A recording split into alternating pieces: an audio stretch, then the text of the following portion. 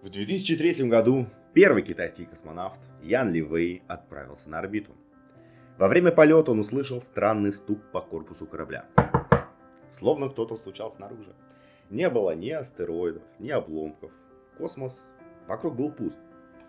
Позже инженеры проверили корабль, но никаких повреждений не нашли. До сих пор источник этого звука остается загадкой, как будто кто-то действительно пытался постучаться из космоса.